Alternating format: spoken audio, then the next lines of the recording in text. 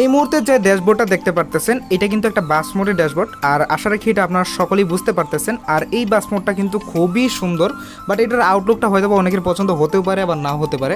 তো মূলত এই মোডটা নিয়েই আজকে আমি আপনাদের সাথে আলোচনা করার চেষ্টা করব।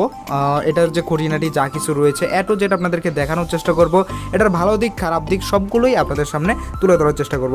সম্পূর্ণ রিভিউটা মনোযোগ সহকারে দেখবেন এবং দেখার অনুরোধ রইল, তারপর আপনার মোডটা ডাউনলোড করতে চলে যাবেন।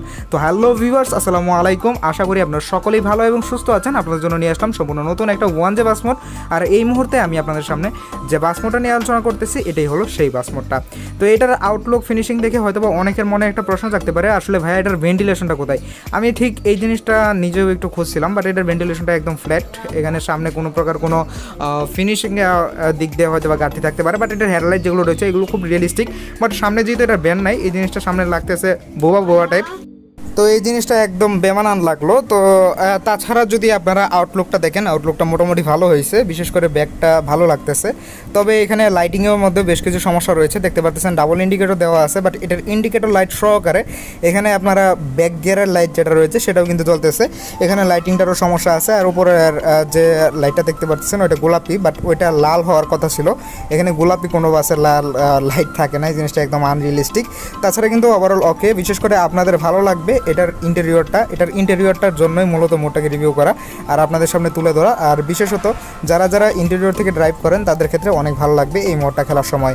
তো এবার আসেন, এবার দেখি এই মোডটার অরিজিনাল ইন্টেরিয়র ভিউটা কতটুকু খুঁটিনাটি করা হয়েছে। তো এই মুহূর্তে আমরা চলে যাচ্ছি এটার ইন্টেরিয়র ভিউটা দেখার জন্য।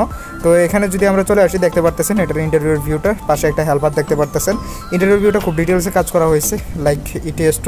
তো ওই রকমই লাগলো আর কি।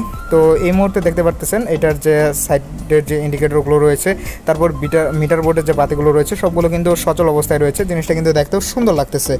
এবার যদি আপনাদেরকে দেখা এটার অ্যানিমেশন অবস্থায় কী কী রয়েছে, এখানে মূলত আপনাদের আসল চমক যেটা।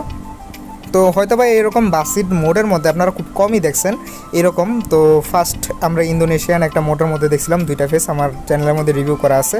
তো আপনারা অ্যানিমেশনের সাহায্যে আপনারা চাইলে কিন্তু ফ্রন্ট এবং ব্যাক পাল্টাতে পারবেন 1 নম্বর অ্যানিমেশন দিয়ে। এবং 2 নম্বর অ্যানিমেশন যেটা, 2 নম্বর অ্যানিমেশনের মাধ্যমে আপনারা বাম পাশের লাগেজ বক্স ওপেন করতে পারবেন। 3 নম্বর অ্যানিমেশনের মাধ্যমে আপনারা ডান পাশের লাগেজ বক্স ওপেন করতে পারবেন।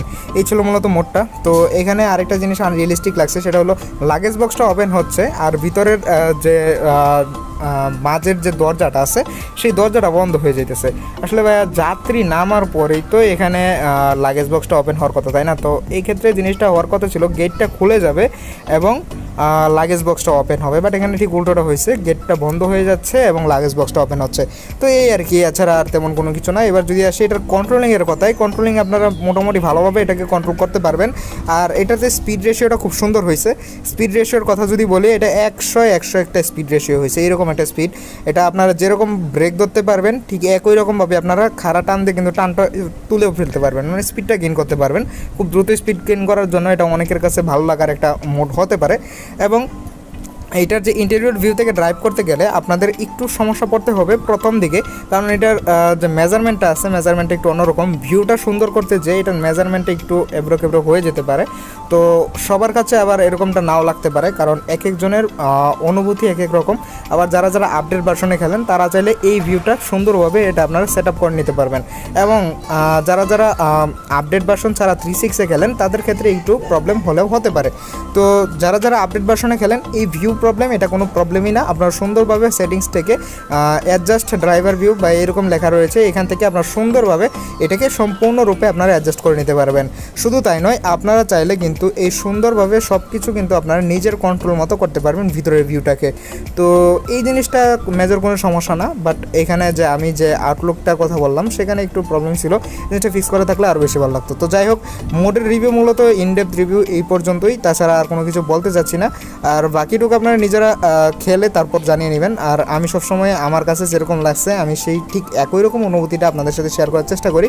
এবং এখানে যদি আমি কোনো কিছু ভুল বলে থাকি সেটা অবশ্যই আপনার কমেন্ট বক্সে জানাতে কিন্তু ভুলবেন না। আর অবশ্যই আপনাদের একান্ত নিজস্ব মন্তব্য যেটা সেটাও কমেন্ট বক্সে জানিয়ে দিবেন। তো আজকের মতো এখান থেকে বিদায় নিচ্ছি। সবাই ভালো থাকবেন, সুস্থ থাকবেন। চ্যানেলে যদি নতুন দর্শক হয়ে থাকেন অবশ্যই চ্যানেলটিকে সাবস্ক্রাইব করে দিবেন। আসসালামু আলাইকুম।